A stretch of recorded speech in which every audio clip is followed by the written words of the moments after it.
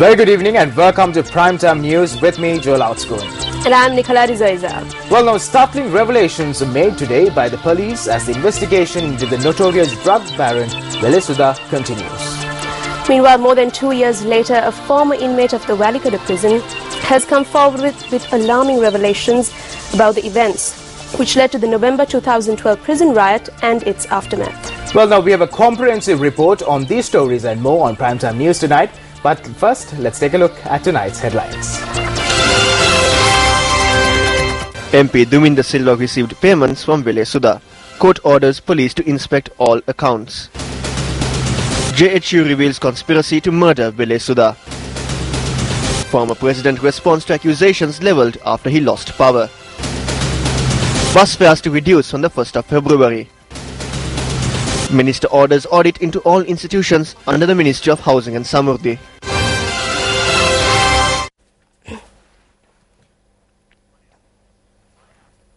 The National Executive Council, which convened today, arrived at a stance where it was noted that a decision must be made soon with regard to Chief Justice Mohan Peiris. The National Executive Council convened today. Special attention was focused on the Chief Justice and his actions. At present, there is an ongoing investigation over an alleged anti-patriotic conspiracy.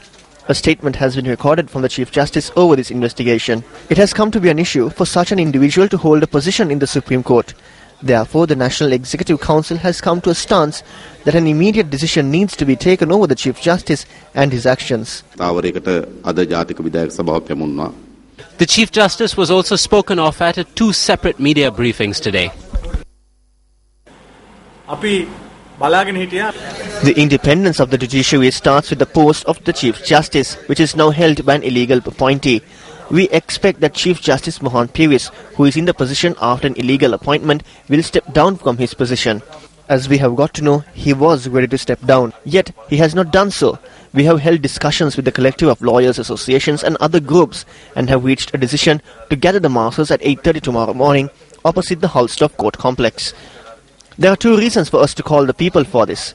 One is to urge the Chief Justice to step down to ensure the independence of the judiciary, and the other is to urge the government to take the necessary action if it does not step down by tomorrow.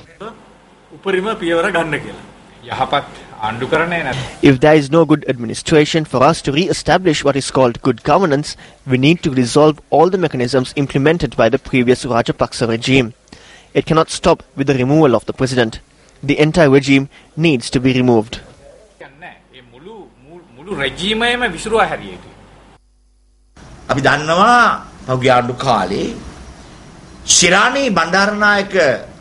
We know how Chief Justice Shirani Bandaranayake was chased away from her post by the previous administration. The 2/3 majority power of Parliament was used to discharge her from her position because she did not issue a verdict in favour of the previous government. The appointment of the Chief Justice after her was not accepted by the international courts. Therefore, technically, it is Shirani Bandaranayake who is considered as the Chief Justice. It was the President who appointed Mohan Peiris to the position of Chief Justice. Before that, he was the legal advisor for the President. He was present in the early hours of the night. There is a view in the country that there was a plot to stage a coup that night. We are thinking about this. There are demonstrations and the people too are talking about this. Therefore, we kindly request him to heed to the words of the people and respectfully step down from his position. That will be good for him, for us, the country and the law.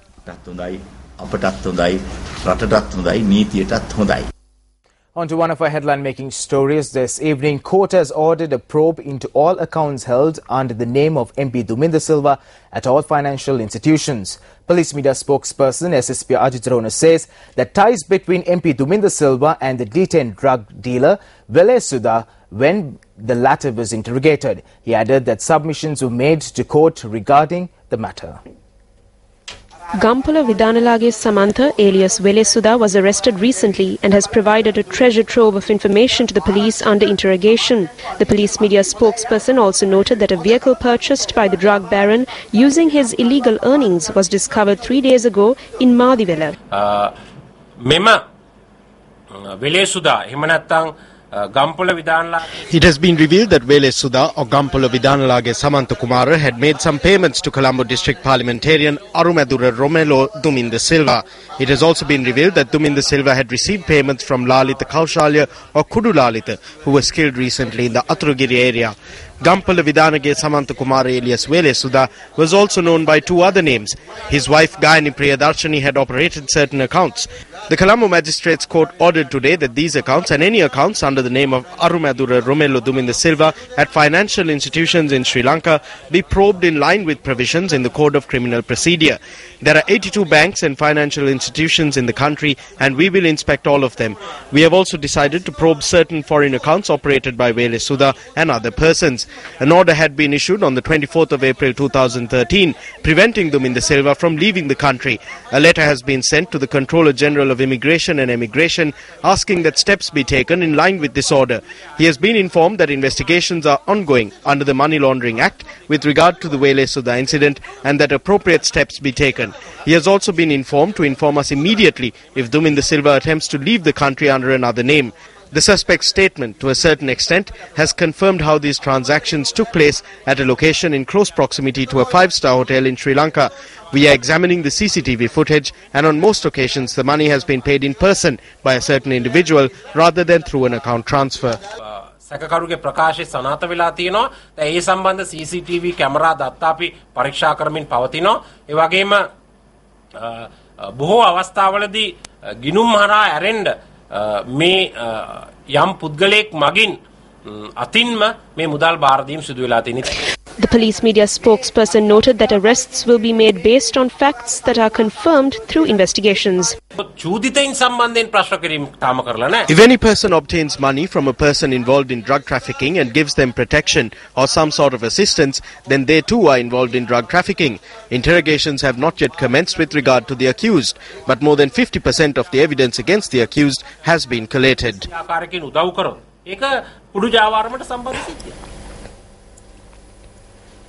The JHU says that there is an attempt to assassinate the international drug baron Samantha Kumara alias Vele Sudha, who is in police custody at present. This revelation was made to the Inspector General of Police in a letter to Venerable Dr. Omalpe Sobita Thera, the leader of the JHU. The Venerable Thera points out that as the Vele Sudha is to reveal the names of politicians and top brass in the police force, there is an attempt to assassinate him to prevent evidence from surfacing. The Venerable Thera has requested that necessary security measures be taken to prevent such a situation from arising.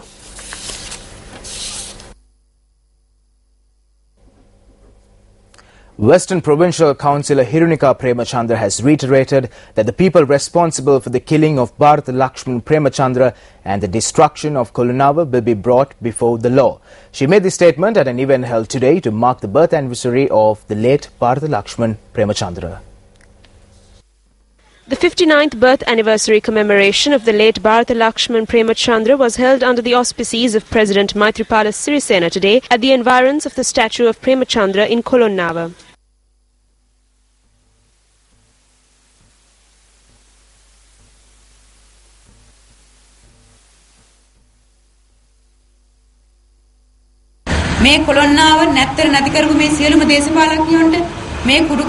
I wish to state to you with responsibility that the people who destroyed Kolonava, the drug peddlers, ethanol smugglers, the commission takers, the corrupt, the rapists and the child abusers will all be brought before the law soon. You must all join this battle with me because the battle is not yet over. This battle commenced following our victory. You may have seen through the media the extent of what was done by those who were in the previous government. It is only now that information is coming out about what they have done. I will never forget the fact that my father was murdered. The day will soon come where these murderers and criminals will all be brought before the law. On that day, we will meet again at this place, and we will pay floral tributes to my father's statue behind me and release him from here.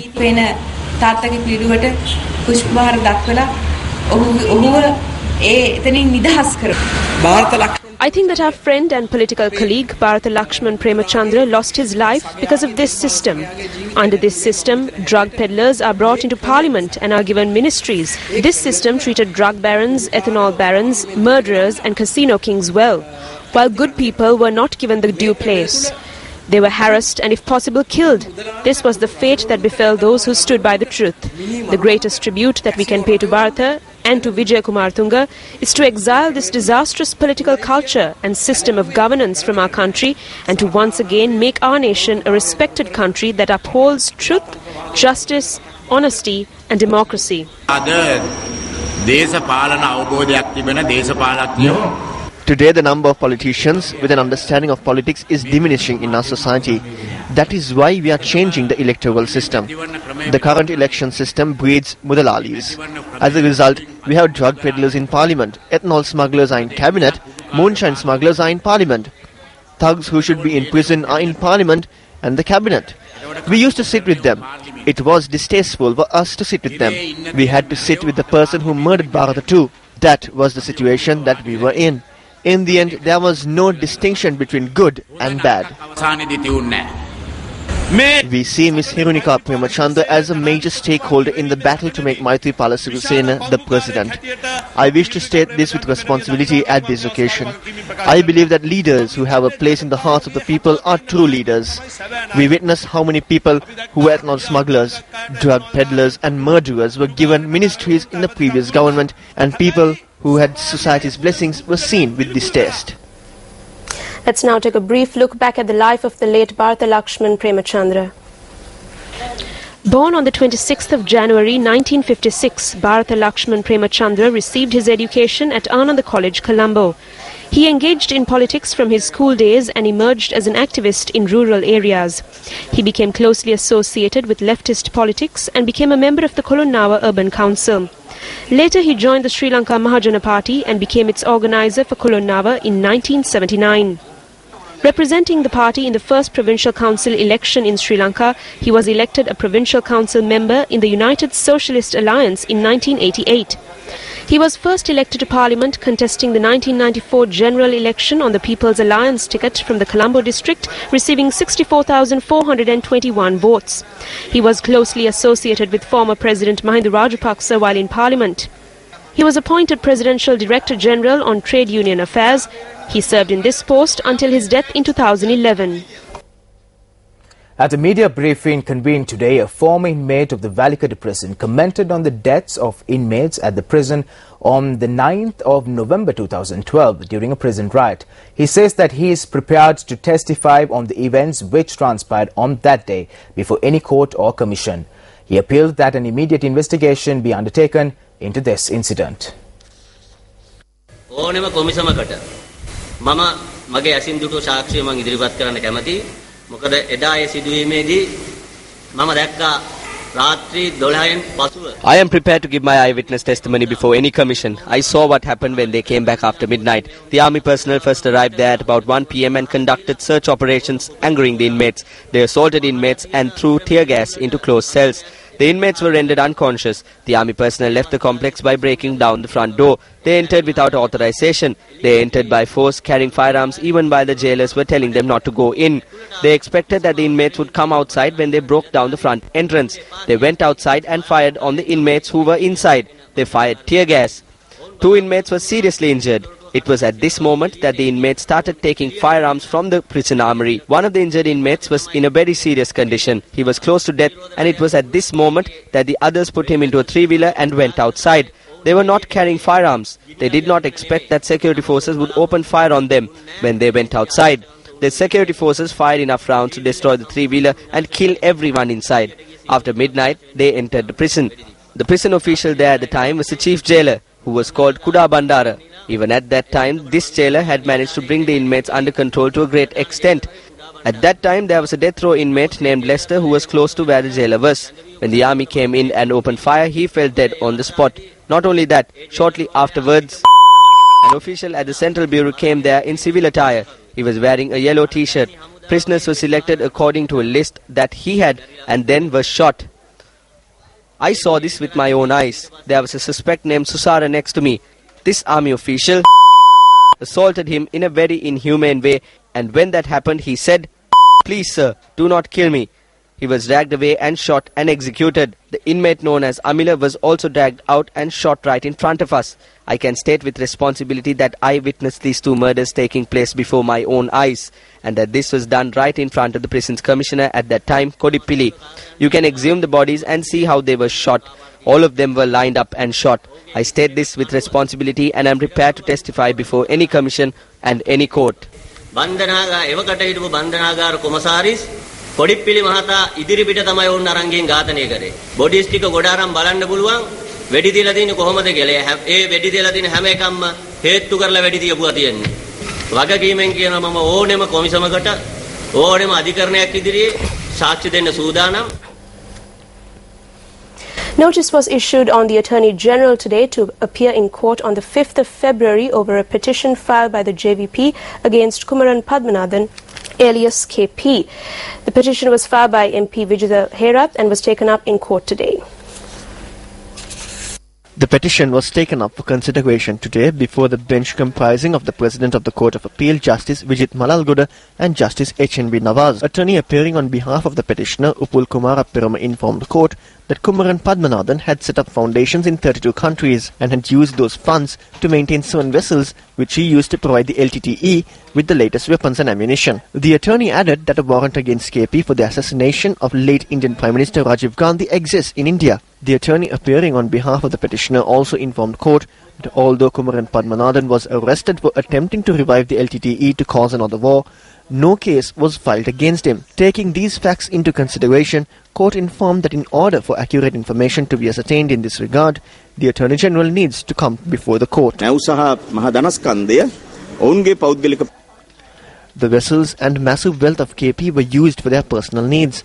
They are panicking because they need to prevent these assets from being produced in court. They are trying to portray that this is being done for the needs of the diaspora. Actually, if KP opens his mouth, details of all illegal rackets the Rajapaksas were involved in and details on persons from their inner circle like Veerawangsa used KP's funds to maintain their luxurious lifestyles would come out into the open. සම්පත් පාවිච්චි කරාද කියන එකත් හෙළිදරව් වෙනකොට කාගේ කාගෙත් පැටිකිරි එළි වෙනවා. ඉතින් නීතිපතිවරයා එදිනට අධිකරණයට When the Attorney General comes to court on that day, all these details will be revealed. Court will proceed based on the steps taken with regard to KP. ඊවර දිහා බලලා තමයි නඩුවේ ඉදිරි කටයුතු සිද්ධ වෙන්නේ. Former President Mahinda Rajapaksa says that the allegations made against him on the internet and social media are baseless accusations. In a statement released to the media, Rajapaksa says that he has faith that truth will prevail one day. The statement by former President Mahinda Rajapaksa provides explanations to a number of allegations made against him and members of his family. The former head of state rejects the allegation made that he attempted to stage a military coup on the 9th of January 2015. Mahinda Rajapaksa says that he had discussions with Ranil Wickremesinghe before the final results were announced and left Temple Trees on that day. The release goes on to say that the allegation made that he sought the advice of the Attorney General in order to remain in power illegally was contradictory and nauseating. Former head of state Mahinda Rajapaksa says that the renovations at Temple Trees took place in 2013 ahead of the Commonwealth Heads of Government meeting. He added that as foreign heads of states were welcomed at Temple Trees, it was refurbished to meet the requirements. He goes on to say that it is not a crime for a person to possess plastic wall clocks with his picture as well as the symbol of the shawl on teacups and stickers and posters. The statement also goes on to state that as the police had already responded to allegations against his wife for attempting to illegally sell 100 kilograms of gold, he will not provide an explanation for it. Mahinda Rajapaksa emphasizes, however, that the gold which comes under the treasury cannot be secretively sold off by even the secretary to the treasury, let alone his wife. Rajapaksa, who points out that no Lamborghinis owned by his sons were ever found, further says that the police also inspected 2 cargo containers containing household items belonging to his family. He added that until an official residence is provided to him, the furniture will remain in the cargo containers. The former president emphasizes that his government undertook development projects in this country on a scale unlike any other post-independence government and adds that in the past a program was initiated to belittle these projects, claiming that funds had been skimmed through these projects. Former President Mahinda Rajapaksa adds that he self-deprecatingly accepts that he did not respond to the accusations at the appropriate time. Welcome back to the news. Still on local news, the Minister of Internal Transport, Ranjit Bandara, says that bus fares would be reduced by between 8 and 10% from the 1st of February. Thus, the minimum fare would be reduced from the current 9 rupees to 8 rupees.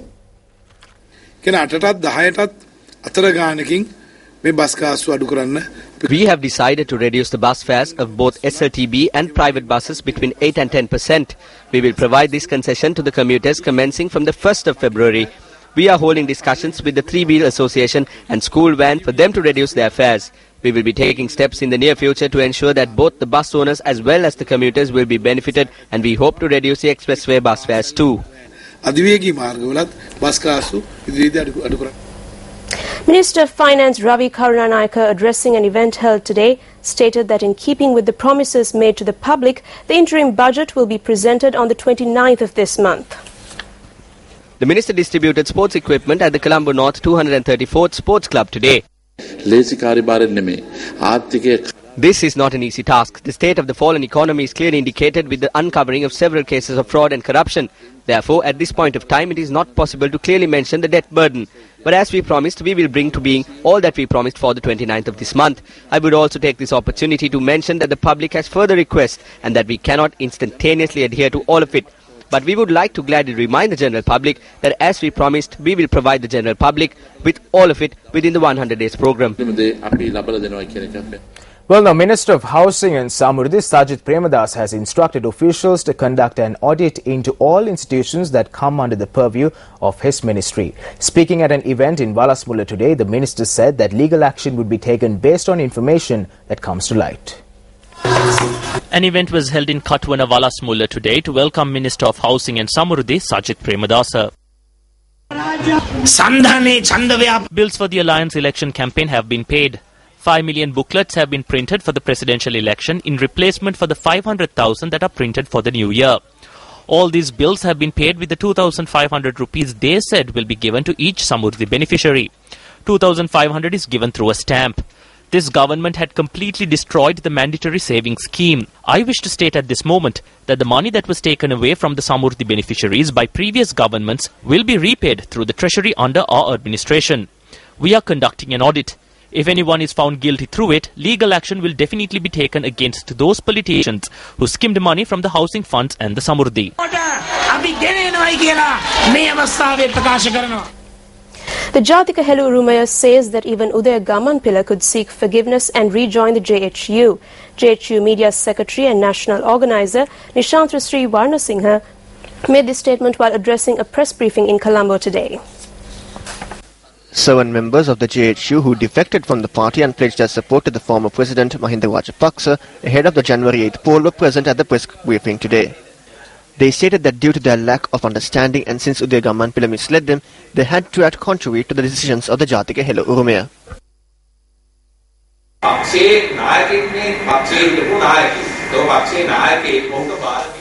He was a party leader, a former leader of the party, a leader of the party who misled his group of followers. These followers who have come to an understanding of this matter, these clergymen, have realized their fault and returned. Gamanpila holds the responsibility of the party's local government officers, and he creates the awareness. We know that party leaders hold some loyalty. He has misused this loyalty.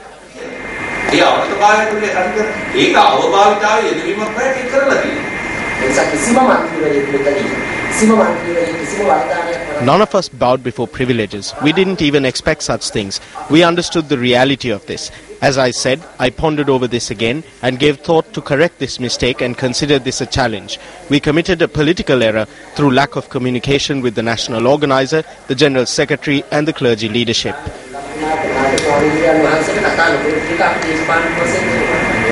Journalists raised questions as to whether Udaya Gamanpila could rejoin the Jatika Helu Urumaya.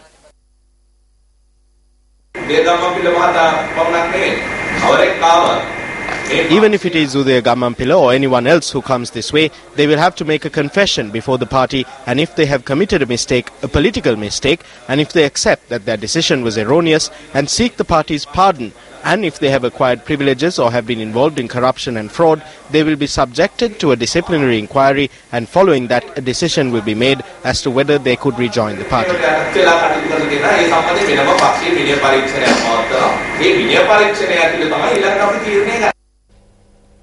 6 new governors took their oaths before President Maithripala Sirisena today at the Presidential Secretariat.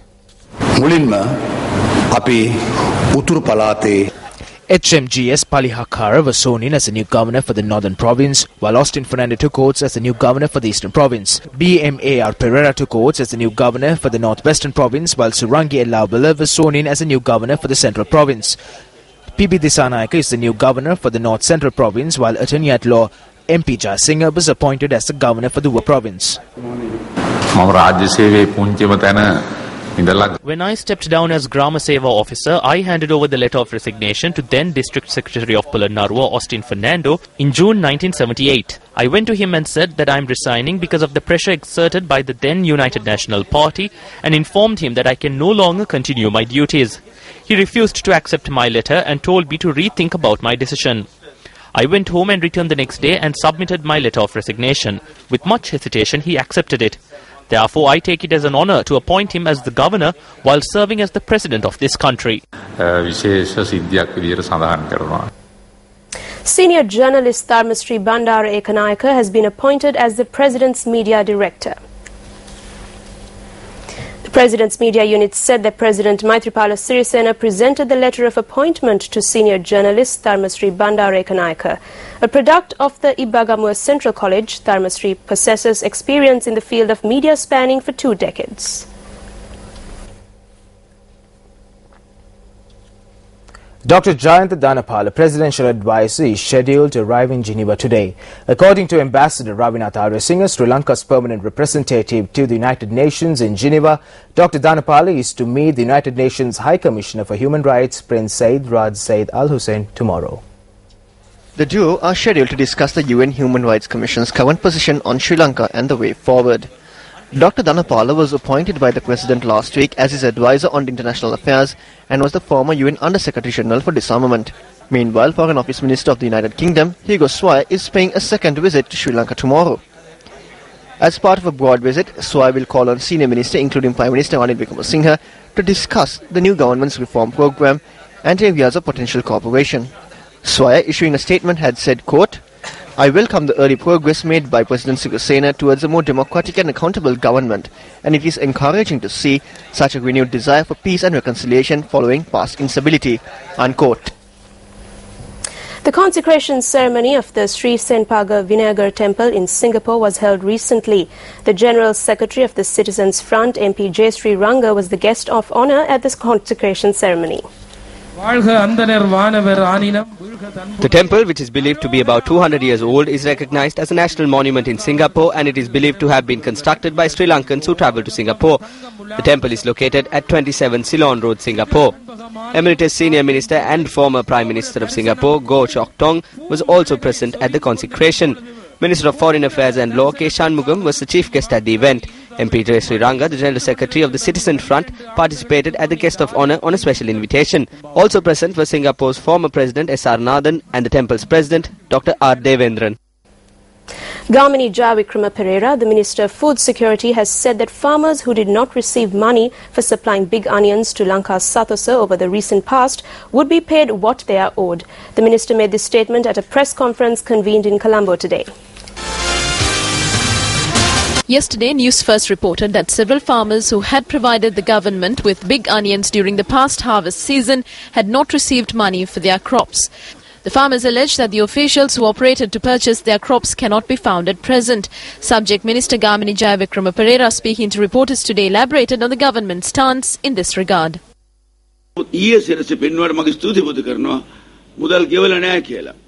I'm thankful to Sirasa for highlighting this yesterday. Today, I spoke to the regional managers and the general managers of the agrarian associations in the Mahaweli zones and instructed them to gather evidence for the next 2 days and make all the necessary payments. Later, we will hold a disciplinary inquiry to ascertain what had happened. If the farmer was promised money for his goods, we need to pay him.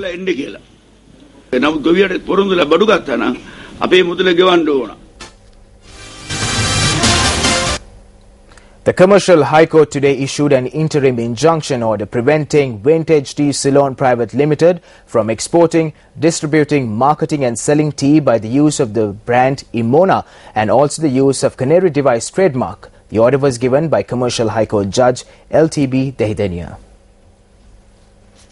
Vintage Teas Ceylon Private Limited instituted an action in the High Court of the Western Province against the Capital Maharaja Organisation Limited and AF Jones Exporters Ceylon Private Limited, seeking a declaration that using the name, mark and brand name Imona and the bird logo in Kosovo belonging to the Capital Maharaja Organisation Limited in Sri Lanka does not constitute an infringement of the trademark of the Capital Maharaja Organisation Limited. In response to the said action, the Capital Maharaja Organisation Limited and AF Jones Exporters Ceylon Private Limited filed an answer with a claim in reconvention counter-suing Vintage Teas Ceylon Private Limited, seeking a declaration that Vintage Teas Ceylon Private Limited is not entitled to use or exploit the Canary Device trademark and also the Imona trade name.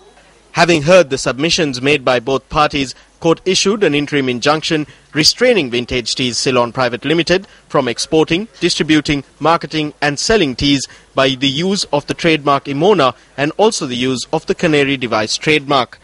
The court further prevented the packaging, marketing, selling and distributing of teas which are identical and or visually and or deceptively similar to the trademark Imona and the Canary Device trademark. Court also ordered to call this case on the 10th of February 2015 to deliver the order in regard to the application for intervention made by Imona SHPK of Kosovo. The Capital Maharaja Organisation and AF Jones Exporters Ceylon Private Limited were represented by President's Counsel Harsha Amarasekara with Attorney-at-Law Neomal Palpola, instructed by Attorney-at-Law G.G. Arul Pragasam.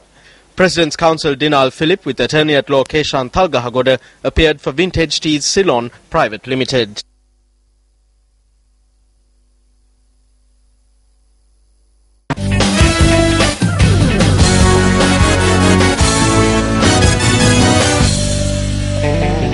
Well, starting off sports news now with the World Cup around the corner, a panel discussion titled Sri Lanka Can We Win the World Cup was held in Colombo yesterday. A high-profile panel including former Sri Lanka cricket captains Arjuna Ranatunga and Aravinda De Silva, retired ace spinner Muthaya Mularidharan and veteran cricket administrator and founder of the Foundation of Goodness, Kushil Gunasekara, took part in the discussion. Much attention was drawn towards the bowling and the performance of the Sri Lankan cricket team in the ODI series versus New Zealand. I personally feel that the advantages we have playing about 7 games in New Zealand will give us a huge advantage to get set for the World Cup, because we will be playing more matches in New Zealand and the conditions will be totally different to Asian subcontinent and Sri Lanka. If you analyze the side, I'm not really sure whether we picked the right side. I really don't know the logic behind some of these selections. We have a very talented bowling attack, but I don't know their mindset. I have a problem with their mindset. I don't know whether they are more like the attitude is more like try not to lose rather than try to win sort of attitude. If I feel that if they are going to go into this World Cup with a negative attitude, I'm sure that will be end of them. If you look at the venues we are going to play at during the World Cup, they're going to be slightly different to what we are faced with. I think, if I'm not mistaken, I think we are playing in Adelaide, which is going to help some of the spinners, and Sydney, 2 games. And I think we can play to our strength and make sure that we have the side which will be able to compete with the opposition.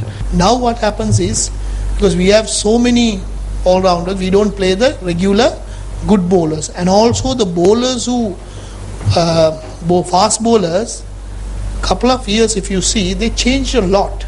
Not the same player will play in a tournament, next tournament. It changes. So one, what Aravindan Arjuna said, the confidence. See, if I want to perform, I can be the best bowler in the world. If I am not sure about my place in the team, it worries me, back of mind, and I will be thinking, trying to perform, and I will put pressure on myself, and I freeze. Well, that's a wrap of your primetime news for tonight. Thank you for joining us. For the Newsfirst team, I'm Nicola De Zoiza. And I'm Joel Outscoon. Take care and good night.